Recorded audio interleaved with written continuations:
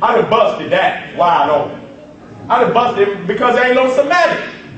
What is an Arab? A mixed breed. That's all it is. So here you got Shem for all the Semitics, 2441 BCE. I'm giving you dates. Ham, 2440 BCE. You got Cush up there, 2342 BCE. Do you see the pyramids right there? That's at 2550 BCE. Do you know it took 200,000–300,000 years of architectural development to even get to that damn date right there? Do you understand what I'm saying? So how in the hell is you gonna go back and tell me something about a damn Semite that's born 2441 BCE? Nigga, beat me. Just beat me. There's nothing we can do with that. I'm sorry. That's garbage. Can't start no damn history with that family. We much older than that. We're hundreds of thousands of years older than that. With facts. So here we have the Egyptian hieroglyphic of Medu Neter writing, which is the parent of the Sinai inscription. The Sinai inscription is the parent of the Phoenician script. The Phoenician script was the parent of the early Greek script. Obviously the Greek script is the parent of the Roman script, which is the script that we use today throughout the Western civilization. Why did they teach us this in school? Maybe I would have been a better writer if I knew that the letter that I was writing with was the letter that I had invented. They didn't teach us this. So here you find that the Phoenicians are beholden to the Semitic, and the Semitic are beholden to the Egyptians, and we know from the latest discoveries in Tasseti and in Cusco that the script preceded the Egyptians by several generations in Nubia. Then the Egyptians themselves are beholden to the land of Punt, to the God's land. This is important that we make these kinds of parallels. Let's look at the lies that they're telling. If he's dealing with Semitic, the language Semitic, what he's doing, it comes from Shem. If there is no Shem, then there is no Semitic. That's what y'all got to understand. Those are fictional characters. We Africans, we ain't no damn Semitics. We've been here longer than that. So here's this is the Holy Bible. A good brother who was in Africa brought this back. This was in Ghana. This was a missionary's Bible. And it had an encyclopedia inside of it explaining a lot of the Bible. And so this shows you a series of plates illustrating biblical versions and antiquities. Helps to the study of the Bible. Will help validate that the Semites didn't have a language until their contact with Kemet. Okay, I'm giving you the copyright date, 1896. This is what it says. The principal language through which the Holy Scriptures have been transmitted to us are Hebrew, Greek, and Latin. It is therefore of interest to know the origin of the alphabets in which those tongues were written and the history of their development. The identification of their common origin is of quite recent date. It was not difficult to connect the Greek alphabet with the alphabet which is usually called Phoenician, but which is to perhaps better to give the wider name of Semitic. The forms of letters and still more their names and order conclusively prove the relationship. But to prove the descent of the Semitic alphabet from the Egyptian was a long and difficult task. In outward shape, the Semitic letters are to all appearance quite different from the Egyptian hieroglyphs. Their names are different, their order is different. These difficulties cause scholars to reject the ancient tradition handed down by the Greeks and Roman writers that the Semites had originally obtained their letters from Egypt. The tradition has, however, proved correct. In 1859, the French Egyptologist Desroches published the results of his study of an ancient cursive form of Egyptian writing, a form to which the name of Horatic, or writing of the priest, has been given, and showed beyond reasonable doubt that it was the connecting link between the Egyptian and Semitic alphabets. The most important document of which he made use of was the Prissy Papyrus, the date of which is conjectured to be around 2500 BCE. Let me go down here. The Semitics adopted 22 of the Egyptian alphabetical signs, and there can be little doubt that this formation of a new alphabet took place during the period of the Semitic conquest and occupation of the Delta, the Hyksos. That's what it's saying. They knew that in 1859. We got your ass.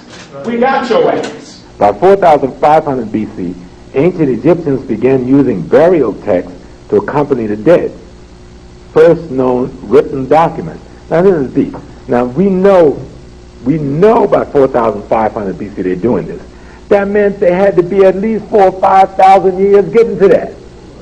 Because you don't just wake up one day and say, okay, I'm going to write. We know we invented writing, and they know it. And if you read in the Phaedrus by Plato, in Phaedrus, he says that the Africans gave the world. He's calling us Ethiopians, which is a Greek word for burnt things. He said the Africans give the world, and he names truth, and he says mathematics, and he says he names a number of the other things, all of the sciences, geometry, etc. He says that the greatest science of all that they've given to the world is the science of writing itself. Now they've got this in their archive from their main man, and they're still running around running some Hammurabi stuff down, running some Greek stuff now. You understand? And this is their main man telling them. So the white folks try to play around Ethiopia with this Semitic thing and Hamitic thing. Our diaspora is the final chapter. The ancestral lineage built pyramids. America's first immigrant. The king's son and daughters from now waters. The first architect, the first philosophers, astronomers, the first prophets and the doctors was us. Now here we go with the Elvis Papyrus. 1525, 1504 BCE. Now, if you look right there to the left, you see the writings. When you see the red, that's just like the Bible. When they say Jesus' writings are in his speech, the things that he spoke is in red, that's where they got that from. And you can see to the right is the Arabic. And you can see where they copied right up out of the Hebraic. Just like the white boy had already done the research and showed you. Because they didn't have no damn books into the Quran. Give a damn what they say. They're liars.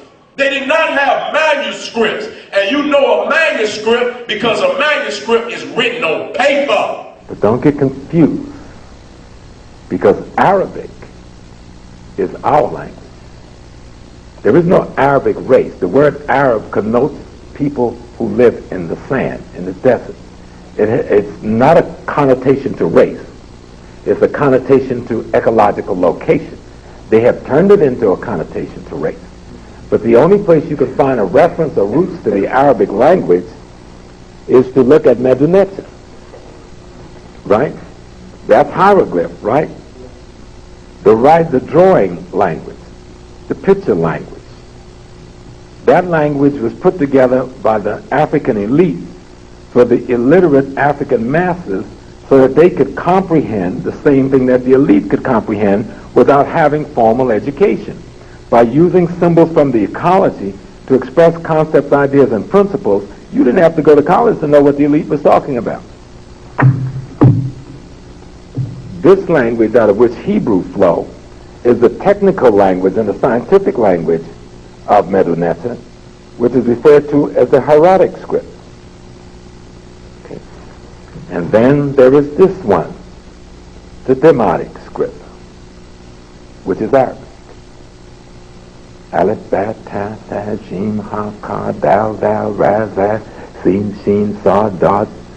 All of them are contained, plus many more symbols than they use, in the language that they call the Demotic script, which is really the Meroitic script of Sudan, which precedes his script.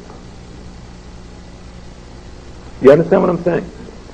If we don't grab and get an understanding of how they've been playing with us and playing us, this language, you will not find this anywhere else in the world before you find this cursive form of writing in the Sudan. It is the Sudan that the ancients used to call Ethiopia. Our diaspora is the final chapter. The ancestral lineage built pyramids. America's first immigrant. The king's son and daughters from now waters. The first architect, the first philosophers, astronomers, the first prophets and the doctors was us. Now they want to say we Asiatics. But when you go to Kemet and you go to the walls, these are the Asiatics. The Nubians, the Ethiopians clearly distinguish themselves from the Asiatics. Now let me show you something. Let me show you something. Is that who it is? Is that who it is? They're coming to play a game. Now this one right here is in Kemet. Now you mean to tell me that ain't the same man? That's the same man. We Asiatics. Come on now. We African people. Our people came out of the womb of the Nile. The history of the Nile Valley speaks clearly of this. Egypt came out of Nubia. Nubia came out of Ethiopia. And all our people descended out of the Great Lakes region of Central East Africa.